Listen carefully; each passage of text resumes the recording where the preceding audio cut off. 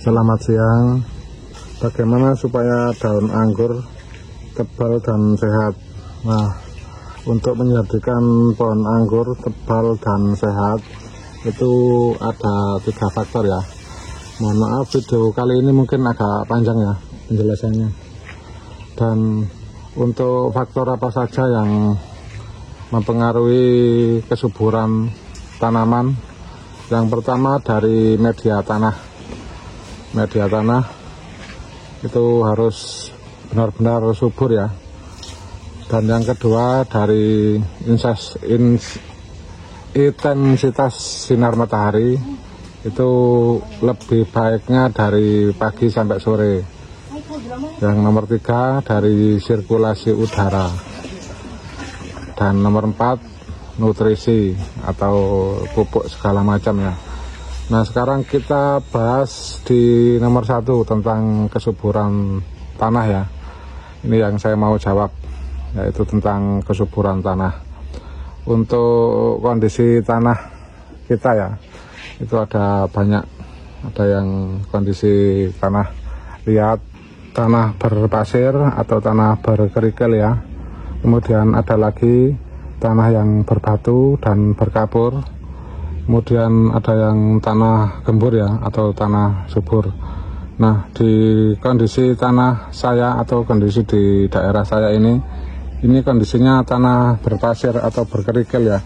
Jadi kalau ketika kita siram itu airnya langsung turun, jadi nggak mengenang ke media, jadi langsung bablas. Seperti ini saya contohkan kondisi tanah berkerikil ya. Nah, ketika kita siram itu langsung surut airnya ya. Nah, ini baik untuk tanaman anggur. Yang baik untuk tanaman anggur itu yang tanaman yang poros atau tidak liat ya. Dan yang lainnya itu tentang pH atau keasaman tanah. Biasanya untuk kadar atau pH yang normal itu antara 6-7.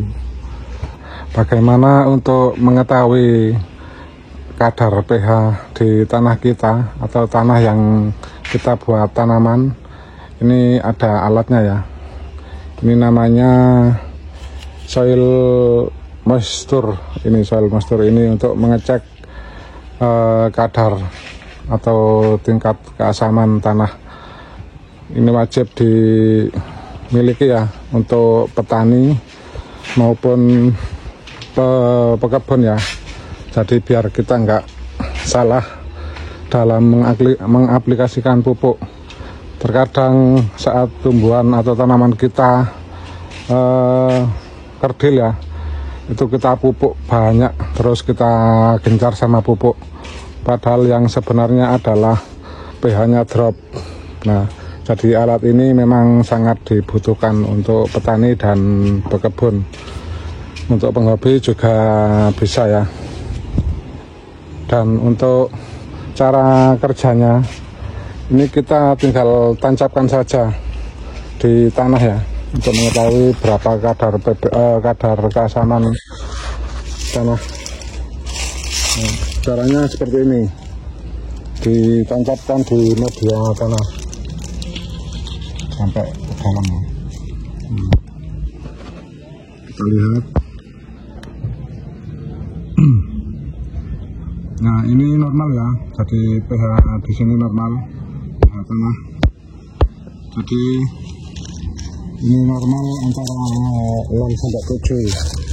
Nah, di pH berapa yang kurang bagus itu di bawah 6. Untuk cara mengantisipasinya, kita cukup menggunakan kapur dolomit atau kapur pertanian.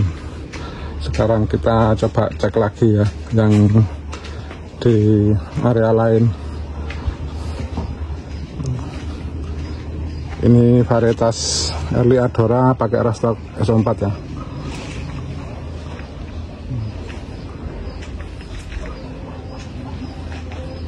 Ini Caldun. Sekarang kita cek kondisi pH tanah di anggur Caldun. Nah, kita tancapkan loh.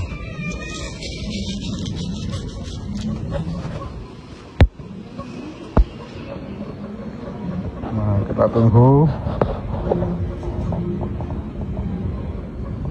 Nah, ini kurang normal ya, di bawah 6 ini. Ini kurang normal, jadi ini perlu diantisipasi. Oh, sudah naik di 6. Cuman kalau di saya ini saya kategorikan agak asam ya, karena masih lebih dekat ke 6.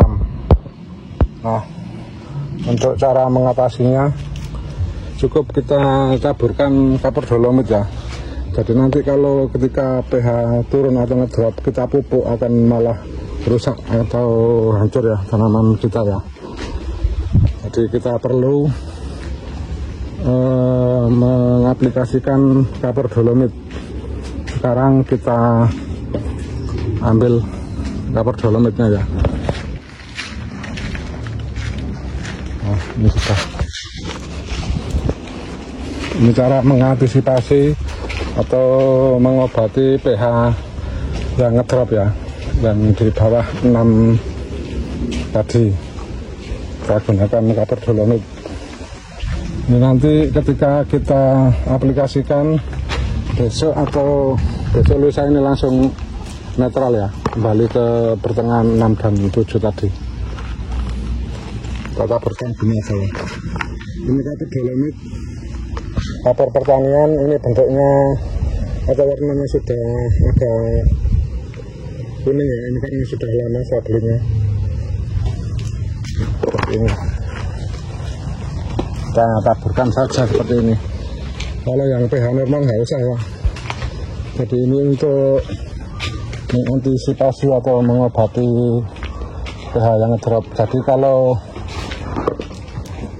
kita tanpa menggunakan pH meter ini bisa kita salah ya, salah membaca kondisi tanaman.